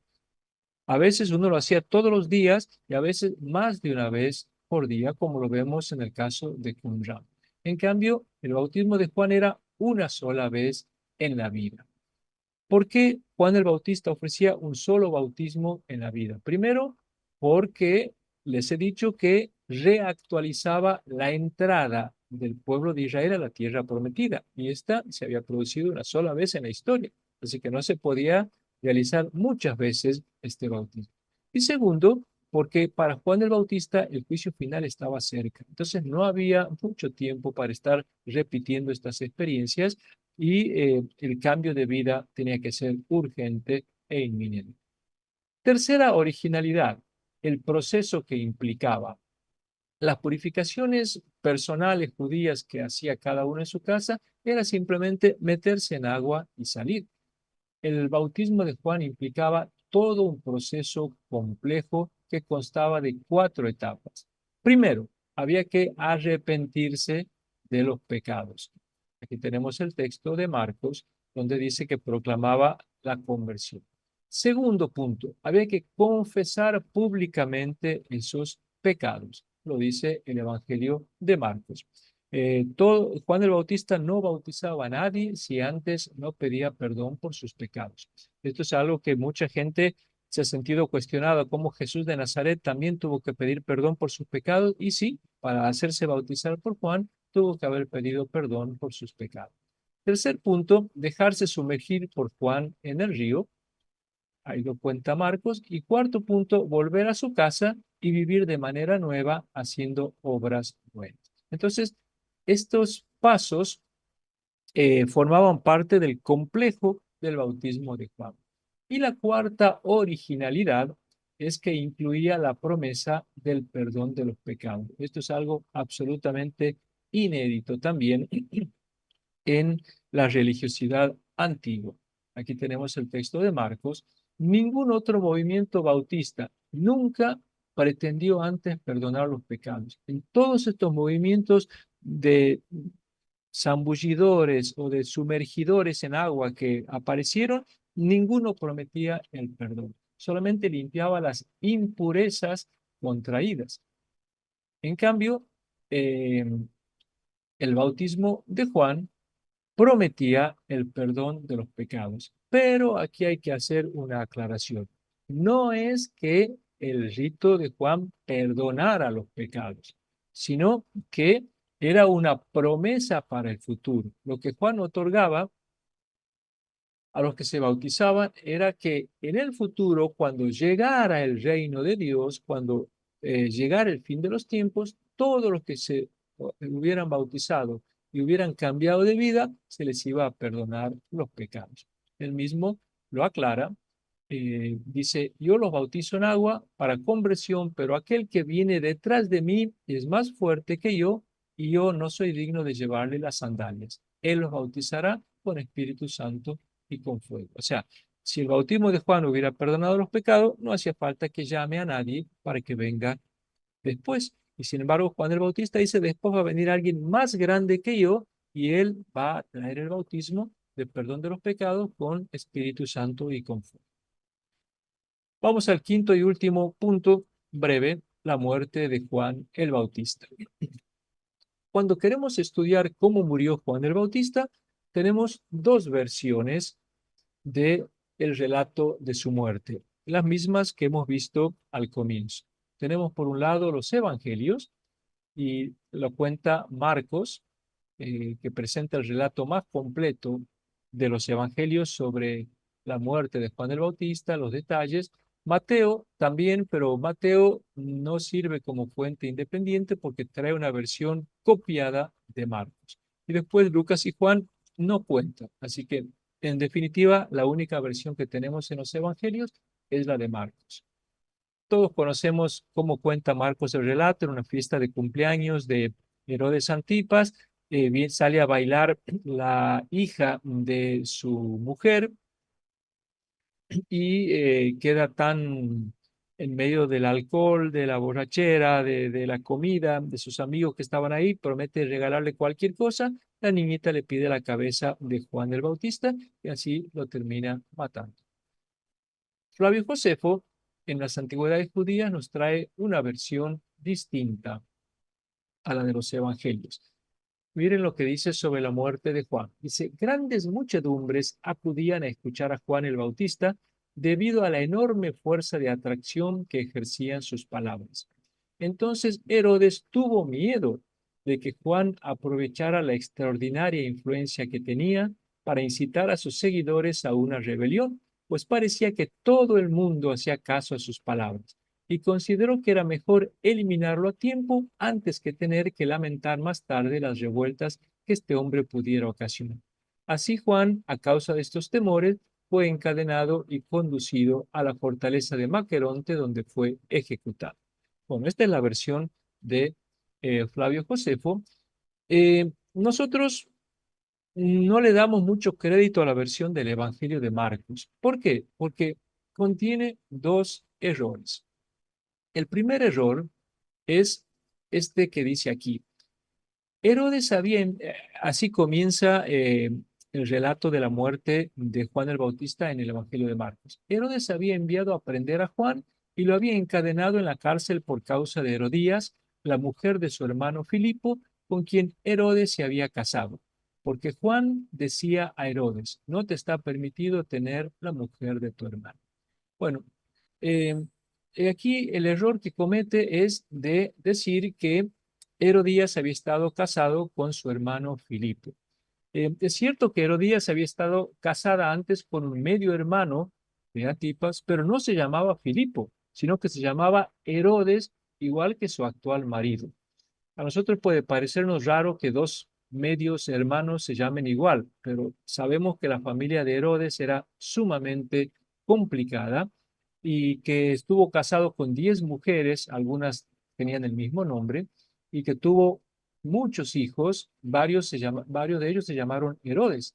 Así que los historiadores a veces hacen malabarismos para poder entender un poco cómo es esta compleja familia de Herodes. Por eso Marcos aquí se confunde. En realidad, eh, el Herodías había estado casado con un medio hermano que se llamaba también Herodes. Algunos comentaristas, para salvar el error de Marcos, porque no quieren que Marcos se equivoque, hacer una lectura un poco fundamentalista, afirman que el primer marido de Herodías se llamaba Herodes Filipo Así unen los dos nombres, el correcto de Herodes y el Filipo que trae aquí Marcos. Pero en realidad Herodes Filipo no existió jamás fuera de la imaginación de esos comentaristas, así que no podemos hablar. Sabemos por Flavio Josefo que se llamaba Herodes. Primer error. Segundo error es cuando lo llama rey a Herodes Antipas. Sabemos que en realidad Herodes Antipas no era rey, sino que era tetrarca. Dice que cuando sale a bailar esta muchacha, queda tan entusiasmado que le dice, te daré lo que me pidas hasta la mitad de mi reino. Bueno, nunca pudo haber dicho esta frase Herodes Antipas porque no tenía reino, tenía una tetrarquía. Aparte de estos errores, tiene varios detalles dudosos el Evangelio de Marcos. Primero, el motivo del arresto. Según Marcos, Herodes Antipas lo arrestó a Juan el Bautista por razones morales, o sea, porque lo había criticado por su matrimonio irregular con Herodías. O sea, Juan el Bautista le había dicho a Herodes Antipas, no te es lícito vivir con la mujer de tu hermano. Y ese es el motivo por el cual lo mata. Según Flavio Josefo, no fue eso, no fue por razones morales, sino por razones políticas, por el miedo que tenía a un levantamiento social. Y si sopesamos estas dos versiones, con toda probabilidad, Flavio Josefo está en lo correcto. Es difícil imaginar que Antipas lo haga matar a Juan el Bautista simplemente por un comentario moral que le hubiera hecho. Era una figura muy popular y matarlo por una crítica probablemente no sea lo correcto, pero sí por el miedo que tenía de que le hiciera una sublevación. El segundo detalle dudoso es la actitud de Herodes hacia Juan el Bautista. Marco nos presenta un Herodes rarísimo. Dice, por ejemplo, que admiraba a Juan el Bautista, pero no se entiende que si lo consideraba santo y justo, se ofenda por su prédica y lo haga encarcelar. También nos dice Marcos que Herodes lo protegía a Juan el Bautista.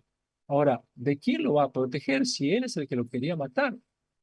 Algunos piensan, bueno, de su mujer, pero si él es el que tiene el poder de decisión, no se entiende esta protección. Aquí más bien parece que Juan el Bautista hubiera estado en una custodia protectora más que en un encarcelamiento. También nos dice Marcos que Herodes frecuentaba al prisionero en la cárcel y lo escuchaba con agrado. Pero ¿cómo podía escuchar con agrado a un tipo que lo trataba de inmoral y de pervertido? Bueno, todos estos detalles que nos presenta Marcos, que Herodes Antipas lo admiraba, lo consideraba justo, lo protegía, nada de esto podemos tenerlo como cierto. No es una crónica histórica. Tercero y último detalle dudoso es el lugar donde lo matan a Juan el Bautista. Marcos no lo dice, pero dice que era en una fiesta de cumpleaños de Herodes Antipas. ¿Y dónde fue esta fiesta de cumpleaños? Por el contexto del relato de Marcos, se da a entender que tuvo lugar en Galilea. Fíjense, Marcos dice, llegó el día oportuno cuando Herodes en su cumpleaños dio un banquete a sus magnates, a los tribunos y a los príncipes de Galilea. Así que da a entender que fue en Galilea esta fiesta de cumpleaños. Por lo tanto, como él tenía su palacio en Tiberíades, ahí estaría ambientada la fiesta de cumpleaños y también la muerte. Flavio Josefo nos da otra versión, la hemos leído hace un momento, dice que fue en la fortaleza llamada Maqueronte. Y esa fortaleza se encontraba no en Galilea, sino en otra provincia que gobernaba Herodes Antipas, que era Perea. Fíjense, este mapa está aquí. Aquí arriba está Galilea, donde estaba la capital, Tiberíades, y aquí abajo a la derecha está Perea, que también era territorio de Herodes Antipas. Y aquí es donde se encuentra Maqueronte. Ahí está Tiberíades, donde estaba el palacio, y ahí Maqueronte. Y como Juan el Bautista, yo les he dicho que predicaba en Perea, es lógico pensar que los soldados de Antipas, al apresarlo, lo llevaran a la fortaleza de Maqueronte.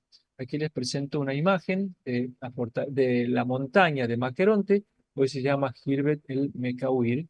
Está en la orilla, como les he mostrado en el mapa, en la orilla oriental del Mar Muerto, a unos 1100 metros de altura. Es una montaña impresionante. Cuando yo vivía en Israel, estuve haciendo mis estudios, fui con los arqueólogos varias veces a Maqueronte a visitarla. Aquí tenemos una reconstrucción del Palacio Fortaleza de Maqueronte y fue en este lugar donde se apagó para siempre la voz del profeta más grande nacido de mujer. Muchas gracias. Bien, Ariel, muchísimas gracias. La verdad que muy completo, ¿eh? Espero que haya preguntas, porque hay preguntas, pero realmente has hecho realmente una reseña muy completa. Así que voy a empezar con algunas preguntas, si te parece. Sí, claro. Anita pregunta, ¿a qué fuego se refiere cuando serán perdonados con el Espíritu Santo y con fuego? Sí. En realidad, Juan el Bautista no lo explica y los evangelistas tampoco lo explican, pero es una metáfora para referirse al Espíritu Santo. O sea, dice que va a venir con un nuevo bautismo, uno más grande. Juan el Bautista esperaba la llegada, Juan el Bautista histórico, esperaba la llegada de uno más grande que él, más poderoso, que no es Jesús de Nazaret. Juan el Bautista nunca creyó en Jesús. Eso es un arreglo que hicieron los evangelios posteriores para subordinarlo a Juan el Bautista a la figura de Jesús. Pero lo que sí sabemos es que Juan el Bautista creía y esperaba en la llegada de uno más poderoso, más fuerte que él, y pensaba que ese hombre que viniera iba a venir con un bautismo superior que él llama con el Espíritu Santo y con fuego, que es una metáfora del fuego de Dios que traía para purificar a las personas. Ariel, gracias.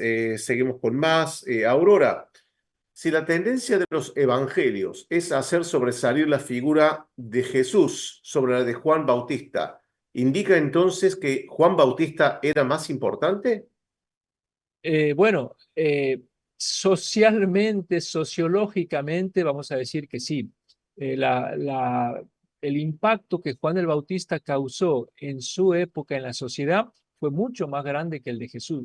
Juan el Bautista, como digo, hacía salir a la gente de sus casas e irse al desierto, a escucharlo ahí y causaba un impacto tremendo. La figura de Jesús no fue históricamente tan popular como la de Juan el Bautista. Y a tal punto ya vemos cómo el mismo Flavio Josefo tiene una anécdota. Flavio Josefo cuenta cómo el rey Aretas IV, un rey vecino que vivía al este del río Jordán, en Transjordania, invadió y lo atacó a Herodes Antipas y dice, y fue un castigo porque Herodes Antipas lo mató a Juan el Bautista. O sea, hasta dónde el cariño de la gente por Juan el Bautista se reflejaba tanto que el comentario popular fue que Dios lo castigó a Herodes Antipas por haber matado a Juan el Bautista. Cosa que con Jesús de Nazaret no hubo ese aprecio, por lo menos en su contexto y en su momento, como la gente mostró el aprecio por Juan el Bautista.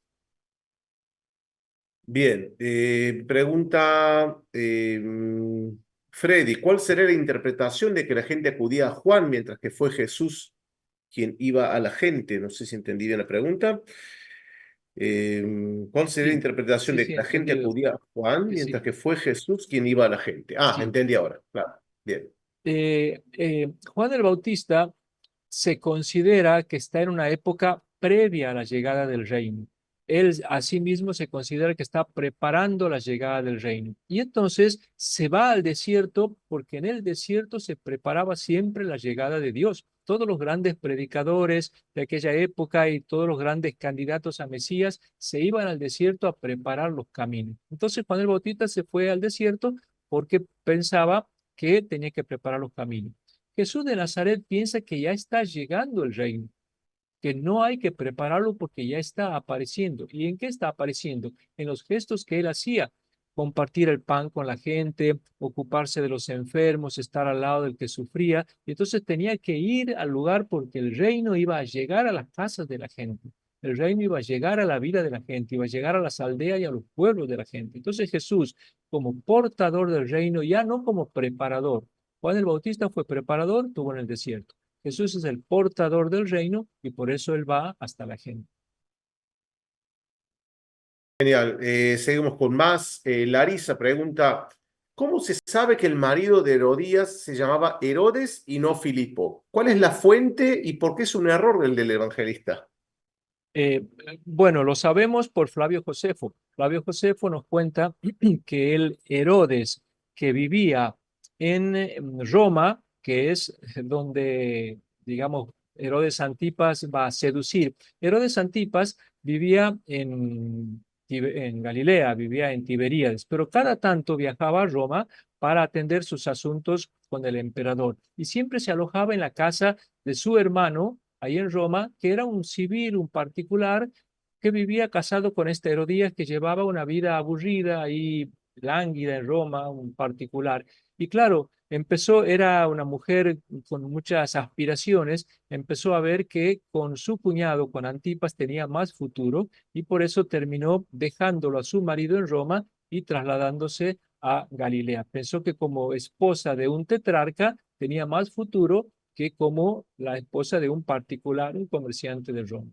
Ahora, nosotros sabemos por Flavio Josefo que el Herodes que vivía en Roma se llamaba Herodes también. En cambio, Filipo fue el tetrarca de Galaunítide, que era otra región que está más al norte. O sea, Marcos se confundió con el Filipo de Galaunítide y lo contactó con el Herodes que vivía realmente en Roma. Por eso es que algunos autores hablan de Herodes Filipo para mezclar los dos nombres, pero en realidad, si seguimos en esto que es más histórico, Flavio Josefo, tenemos que saber que se llamaba Herodes. Bien. Elba pregunta, ¿por qué si eran primos y Juan bautizó a Jesús, Juan manda a preguntarle si era Jesús al que esperaban? Sí, buena pregunta. Y aquí nos lleva a un tema que yo no he aludido y no he tocado porque mi tema era solamente Juan el Bautista en sí mismo, sin relación con Jesús. Pero esta pregunta me lleva a este tema al que no he aludido. Juan el Bautista y Jesús no eran primos, no tenían ningún parentesco. Esta es una invención o una creación de Lucas con la visitación. O sea, el tema es así.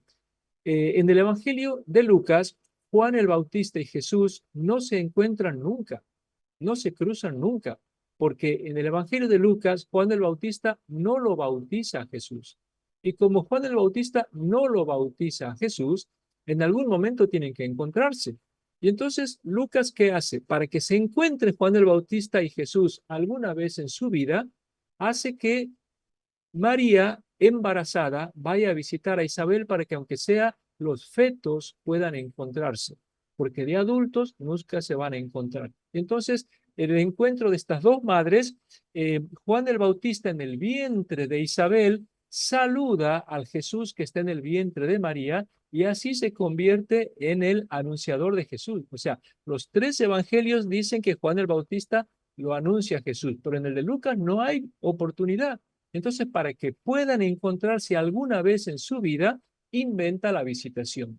Pero para inventar la visitación tiene que inventar un parentesco, porque ¿con qué motivo va a ir María a visitar a Isabel y hacer que se encuentren los niños si es que no son parientes? Entonces Lucas inventa un parentesco y de esa forma se justifica la visita de María a Isabel. Y en ese parentesco, la tradición posterior terminó diciendo, bueno, si las madres eran parientes, los hijos también son parientes. Algo que hoy no lo aceptamos, primero por la pregunta que usted me acaba de hacer perfectamente, ¿cómo va a decir esto Juan? Pero además sabemos por el Evangelio de Juan que dos veces, cuando Juan el Bautista sale a predicar y lo señala, ahí va Jesús, dice, yo no lo conocía, no sabía quién era, pero aquel que me mandó a predicar me dijo, aquel que vea bajar el Espíritu Santo, bueno, todo eso que dice de que baja el Espíritu Santo es teología, pero No es teología la frase en la que Juan dice que no lo conocía Jesús y no sabía nada de Jesús. Dos primos que no se conozcan en Oriente es absurdo, es imposible. Por lo tanto, tenemos que deducir que no eran primos ni parientes. Mario, gracias. Seguimos con más. Concepción Palma pregunta si hay textos apócrifos que hablen de Juan el Bautista y si los hay, ¿cómo lo describen? Si lo describen como alguien muy distinto, incluso físicamente, y si tenía una extraña marca en el rostro, etc. ¿Hay textos apócrifos sobre Juan el Bautista? Sí, hay textos apócrifos.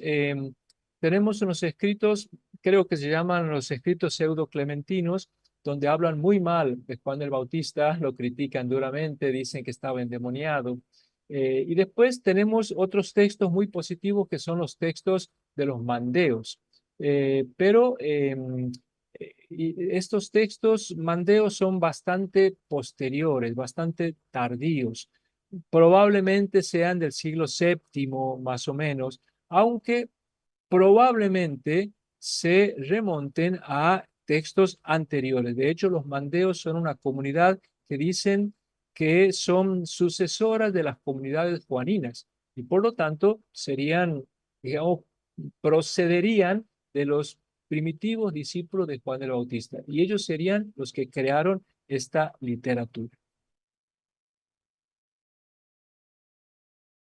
Bien, ya estamos llegando al final de las preguntas. Pregunta Laura, ¿qué pensaban de Juan el Bautista en el templo? Es decir, y le agrego la pregunta, si tenemos testimonios de qué pensaban sobre un sacerdote que no seguía en el templo. Sí, probablemente, buena pregunta, probablemente en el templo sintieron un poco de temor y de desconfianza con Juan el Bautista y por eso en el capítulo 1 del Evangelio de Juan, en el versículo 19, dice, este fue el testimonio de Juan, Juan el Bautista, cuando los judíos enviaron donde él desde Jerusalén sacerdotes y levitas para preguntarle, ¿quién eres tú?